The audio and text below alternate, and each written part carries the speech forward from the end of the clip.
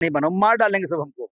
हम जिस तरह से बोलते हैं ना, अगर कहीं से मौका मिलेगा जहां से लड़ाएंगे वहीं लड़ जाऊंगा। बंगाल में बीजेपी की सरकार बन गई है, लेकिन जहां तक कि खेसारी लाल यादव की बात की जाए तो खेसारी लाल यादव बंगाल में चुनाव प्रचार करने के लिए गए।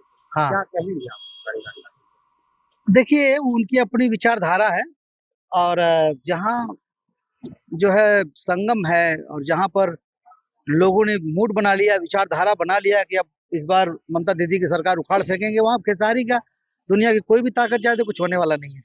क्या लगता है खेसारी लाल यादव ने टीएमसी के लिए प्रचार करके गलत किया, क्योंकि उस सरकार को वहां जनता हो रही थी, उसके बावजूद देखिए उन्होंने मैं भले दूसरी पार्टी में है लेकिन अब उनकी विचारधारा दूसरी है, वो दूसरी पार्टी से हैं और जिस पार्टी के हैं वो लोग टीएमसी को सपोर्ट करते हैं, तो उन्होंने क्योंकि उत्तर प्रदेश बिहार का एक चेहरा है तो उत्तर भारतीय वोट को लुभाने के लिए उनको बुलाया गया।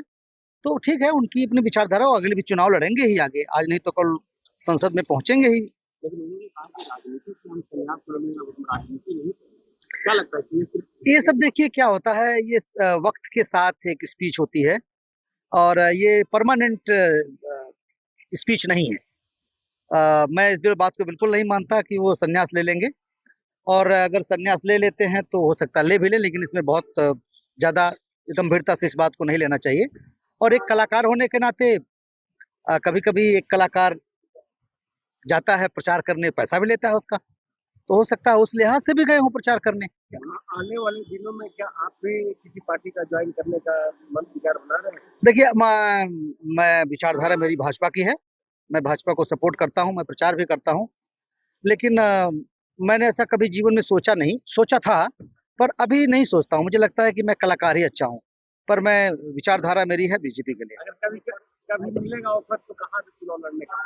अगर कहीं से मौका मिलेगा जहाँ से लड़ाएंगे वहीं लड़ जाऊंगा। ऐसे कहाँ आप मन नहीं करता, मुझे लगता है कि मैं राजनीति के चुनाव के लिए नहीं बना हूं, मार डालेंगे सब हमको। हम जिस तरह से बोलते हैं ना, जिस बात बेबाकी से बोलते हैं हमको सब खत्म कर देंगे। इसलिए हमारे बस की बात नहीं है चुनाव लड़ पाना। मनोज तिवारी ने कहा कि खेसारी लाल यादव ने पाप किया है बंगाल में चुनाव प्रचार। क्या लगता है खेसारी लाल यादव ने पाप किया? अब देखिए, अब ये मनोज भैया का हो सकता है पॉइंट ऑफ व्यू से हो, अब मैं इसमें कैसे बोलूं पाप किया, मुझे नहीं लगता पाप किया है। राजद को गंदी पार्टी बताया, उन्होंने कहा है कि गंदी पार्टी है, लेकिन इतनी भी गंदी पार्टी नहीं जितना टीएमसी। तो क्या लगता है कि राजद गंदी पार्टी है? देखिए, अब मैं इतना डिटेल में मैं नहीं बोल सकता, लेकिन मनोज भैया एक संवेदनशील व्यक्तित्व हैं, एक गंभीर व्यक्तित्व हैं। हो सकता है उनके बोलने का सब्जेक्ट कुछ और रहा हो, घुमा फिरा के लोग इस सब्जेक्ट में बोल रहे हों, लेकिन अगर वो कुछ बोलेंगे तो जरूर उसमें कुछ न कुछ बात होगी।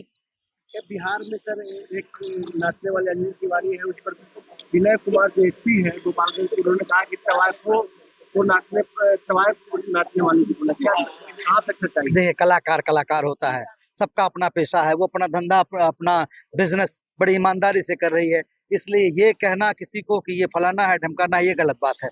आप किसी के कला को, वो कितना कला, किसी के भी काम को, किसी भी प्रोफेशन को आप गलत नहीं कर सकते। ये समाज स्वीकृति देती है ना नाचने के लिए, अवैध तो नहीं नाच रही है ना, तो ये कहना गलत है।